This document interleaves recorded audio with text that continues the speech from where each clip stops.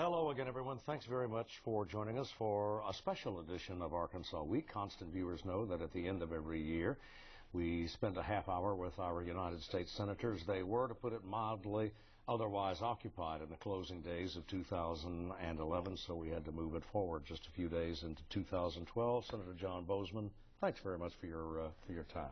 Well, thanks for having me, and I appreciate the show and appreciate. I guess you all are coming up on your 25th anniversary, is that right? Of Arkansas Week? Arkansas Week. Perilously close to it, yeah. Some will say. Well, congratulations on thank you very much. Panel. Well, the program belongs to the people. Well, exactly. And I think that's why it's so successful that you followed that model. Well, we try. The model that was... The model that was attempted in the closing days of the session, of the first session of the Congress, finally produced a budget agreement, but only at the urging of Senate Republicans such as yourself, and finally the Speaker, from what we're told, slamming his fist down on the table and saying, "Get in line," to his own caucus. Now the fight... Maybe will it be a fight in another 2 months? You've got about 6 weeks remaining on this resolution. Well, I think it will be a fight, and there's just a real difference as to what we need to get done. The House of Representatives would like to add a lot of additional things, besides continuing the tax cut, the 2%, and that's really where the contention is how much the Senate will accept.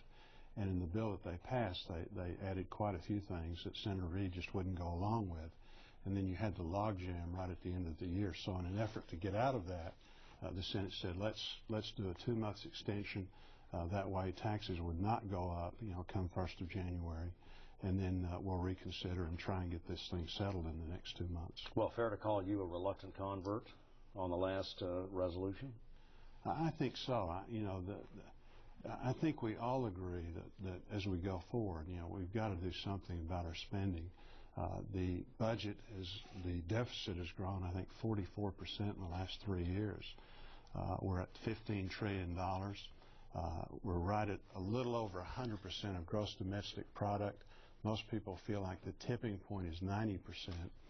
And as we look at Greece and Europe and things, again, there's lots of agreement as though we've got a problem, we've got to do something. The question is, what do we do?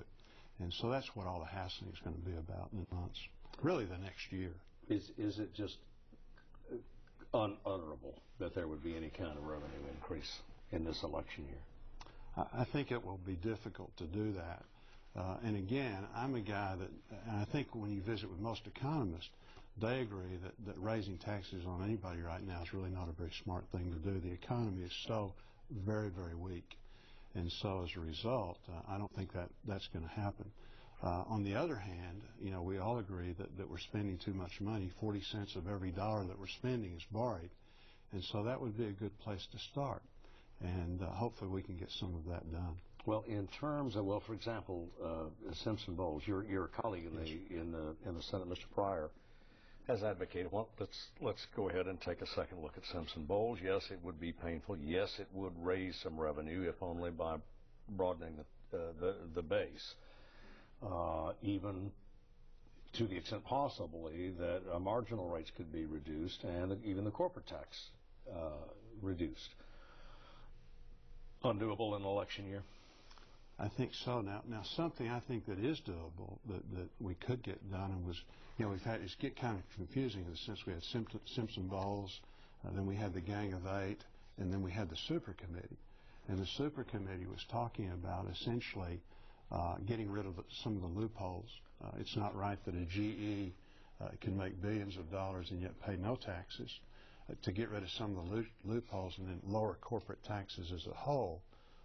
When you've got lower corporate taxes, then you've got the ability to have our companies better able to compete with the global economy. And thus, the key to all of this is creating jobs. And so the thought is that would create a lot of jobs. So I think that's something that perhaps we could get done. Well, the 1%, we live in a 199%, the paradigm, I guess, that's kicked around these days. Won't the 1% at some point have to pay more?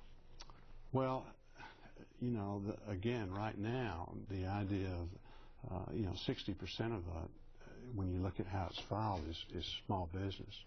And so the idea of increasing taxes, I think, on anyone right now is not a good idea.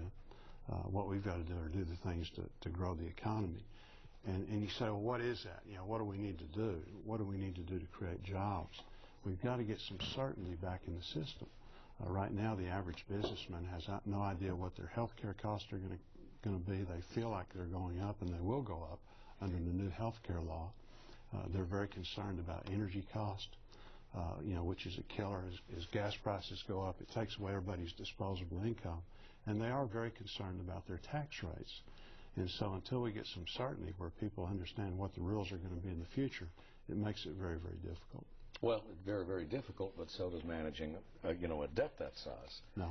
But with all of that uncertainty, the last thing in the world, whether, you work for a broadcaster, I'm an optometrist by training, the last thing in the world any businessman is doing is considering taking on new people. In fact, just the opposite. What we've done is create a situation where industry, and I'm through all kinds of factories right now, and have been for the last several years. The two things that I'm amazed when I go in there, you see these big old plants and there's nobody in there because we've industrialized. We've got the robots now and things like that. And then the other thing is the people that are in there, the level of education that it takes to actually run the equipment. And so we've got to look at these things. We need a new paradigm as we go forward to try and solve some of these problems. But uncertainty right now is putting a blanket on the economy. Well, with all the capital that's there, what about the argument that it is the absence of consumer demand that's the real problem? I think that's right, and I think the uncertainty goes all the way down to the average person, in the sense the average Arkansan is concerned about having a job in the future. And so until we get certainty there, until we get faith as we do the polling, as to the direction of the country, it's tremendously upside down. The average American is very concerned about the direction that the country's going. And when you are concerned like that, you tend not to make those big-ticket purchases. Well, big ticket or little ticket or whatever. At the grocery store, Exactly. Frame the first. Well, let me go to as we're taping our broadcast, Iowa was last night. Mm-hmm. Now, correct me if I'm wrong, but you haven't declared for any candidate thus far. Did Iowa surprise you? It did, and it didn't. It didn't surprise me looking at the last couple of weeks. If I'd looked a month ago, was doing the rationale there, it was very surprising. Santorum came from nowhere, and essentially, was he and Romney, were co-winners. Romney's a little bit surprising in the sense that he just can't seem to get above the 24 or 25% mark, as things, Gingrich, went up and then went dramatically down. So, yeah, this has really been a roller coaster. They've all been dramatically up and dramatically down, with the exception of Mr. Romney, and yet, as you note, the saying widespread in Republican political circles across the country, he just can't seem to close the deal. He can't seem to move above that 28% margin. Now, he's doing quite well in New Hampshire, but that's next door to the state where he was governor for a time. Right. Uncertain as South Carolina, Florida, Nevada. No.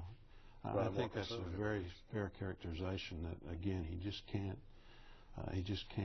get there, and anywhere from 25, 28% in these places. So, on the other hand, who knows what's going to happen tomorrow? This thing has been full of surprises. I do think, though, as Michelle Bachmann, some of the lower tier candidates that haven't had as much percentage, that are running out of money, running out of resources and things like that, the Rick Perrys, the question is going to be, where do they go? Do they go to Governor Romney, or do they go to somebody else? The positive thing about Romney is that most people feel like he's probably the most electable, perhaps, of the group that's there. But Senator Santorum is going to give him, I think, a real run for his money.